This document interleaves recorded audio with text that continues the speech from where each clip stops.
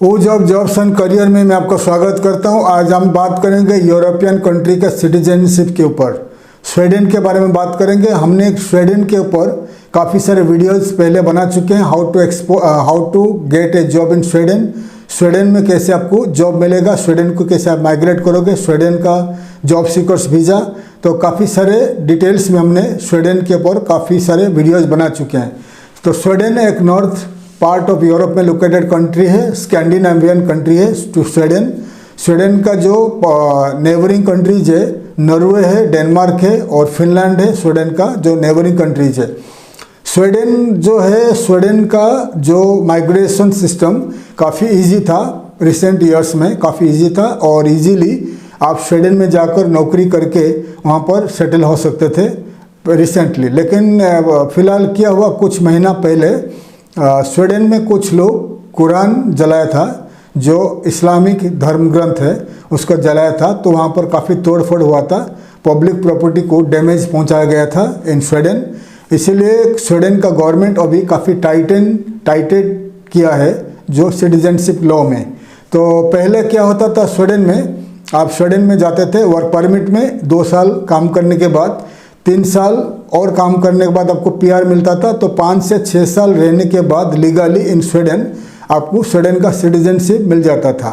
लेकिन अभी क्या हुआ, तो स्वीडन में काफ़ी सारे पब्लिक प्रॉपर्टी को डैमेज पहुंचाया गया। वहाँ का बसेस, ट्रक्स, वहाँ का गाड़ी वगैरह जलाया गया, वहाँ का घर जलाया गया, वहाँ का पब्लिक प्रॉपर्टी को जलाया गया। वहाँ का जो लोकल लोगों को काफ़ी कुछ प्रॉब्लम, नुकसान पहुँचाया गया।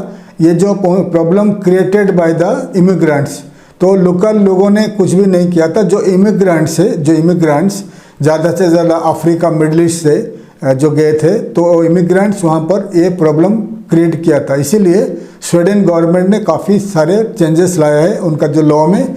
तो अभी उनका जो है 5 साल के बदले 8 साल लगेगा वहाँ का सिटीजनशिप लेने के लिए, 8 साल। तो सिस्टम ऐसा है, प्रोसीजर ऐसा है कि आपको स्वीडन जाना है। अगर वर्क परमिट में आप जा रहे हो तो 2 साल आपको वर्क परमिट में काम करना है। 2 साल आपको पे करना है, आपको टैक्सेस वगैरह पे करना है। 2 साल के बाद 3 साल तक और काम करना है। तो 5 साल वहाँ पर रहने के बाद, 5 साल लीगली आप काम करके रहने के बाद, गवर्नमेंट को टैक्सेस पे करने के बाद आप पीआर, परमानेंट रेसिडेंसी के लिए अप्लाई कर सकते हो 5 साल।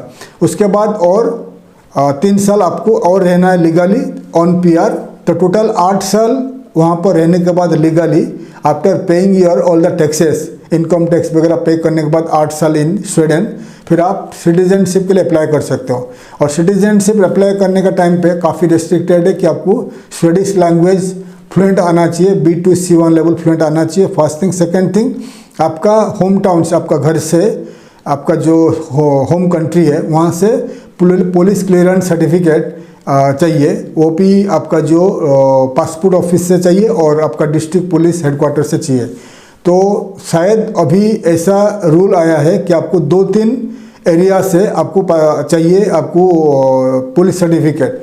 एग्जाम्पल, आपने स्वीडन जाने से पहले कोई दूसरा कंट्री में रेसिडेंसी में था तो वहाँ का भी पुलिस सर्टिफिकेट चाहिए। जैसे कि आप इंडिया का पासपोर्ट होल्डर है, अपने इंडिया से भी तो चाहिए, इंडिया का पासपोर्ट ऑफिस से चाहिए आपका पासपोर्ट ऑफिस से चाहिए आपका पुलिस क्लियरेंस सर्टिफिकेट। तो एग्जाम्पल, आपने 2 साल सऊदी अरबिया में काम किया, 2 साल कतर में काम किया, 2 साल आपने दुबई में काम किया। जो 2 साल काम किया दुबई, कतर, सऊदी अरबिया जो कंट्रीज़, तो वहाँ उस कंट्री में रेसिडेंसी वीज़ा में आपने था। अगर उस कंट्री का रेसिडेंसी वीज़ा, आपका पासपोर्ट में रेसिडेंसी वीज़ा है, तो ये स्वीडिश इमिग्रेशन को मालूम पड़ेगा कि आपने ये कंट्री में रहा, इतने साल रहा। तो सेम टाइप कनाडा जैसा ही है, सेम प्रोसीजर चालू करने वाला है।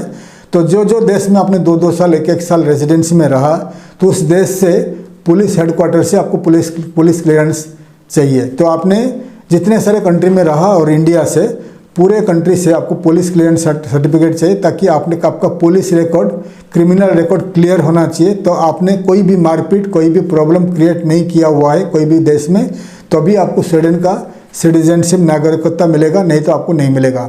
इसीलिए अगर आप स्वीडन जाना चाहते हो, स्वीडन में बसना चाहते हो, तो स्वीडन का जो प्रोसीजर आपको बता दिया। अगर आपका कोई क्रिमिनल रिकॉर्ड है कोई भी देश में, कोई भी कंट्री में, कोई भी कंट्री में आप ब्लैक लिस्टेड है तो आप स्वीडन के लिए ट्राई मत करिएगा, क्योंकि स्वीडन अभी जो देश में आपने ट्रैवल किया है और 6 महीना 6 मंथ एबव उस देश में आपने रेजिडेंसी वीज़ा में रहा हो तो उस देश से आपको police record, police clearance certificate चाहिए फ्रॉम द पुलिस हेडक्वार्टर्स। तो ये था स्वीडन के बारे में। तो अगर आप स्वीडन ट्रैवल करना चाहते हो, तो स्वीडन में काम करना चाहते हो या यूरोप में कोई भी कंट्री में काम करना चाहते हो, तो आप हमारे ये चैनल में हर वीडियोस देखते रहिए, तो आपको काफ़ी इन्फॉर्मेशन मिलेगा। हमारा चैनल का, हमारा कंपनी का एक साइट है www.ujobs.com। ujobs.com आप पढ़ते रहिए, उसमें लेटेस्ट इमिग्रेशन, स्टडी अब्रॉड और जॉब्स एंड बिजनेस, इन्वेस्टमेंट, काफ़ी सारे इन्फॉर्मेशन इसी वेबसाइट में ब्लॉग्स और आर्टिकल्स जरिए में आता रहता है। ट्रैवल के बारे में, वीज़ा के बारे में आता रहता है। अगर आपके पास समय है तो आप ujobs.com आप पढ़ते रहिए और काफ़ी इन्फॉर्मेशन लेते रहिए। मेरा लिखा हुआ आर्टिकल्स, ब्लॉग्स एंड न्यूज़ इसी साइट में मैं लिखता रहता हूँ। आप इसी साइट में मेरा पढ़ते रहिए या आप मेरा वीडियोस देखते रहिए, तो आपको globally, world wide immigration, visa, travel and काफ़ी सारे इन्फॉर्मेशन लाइक स्टडी अब्रॉड के बारे में आपको काफ़ी सारे जानकारी मिलेगा। थैंक यू, धन्यवाद, जय हिंद।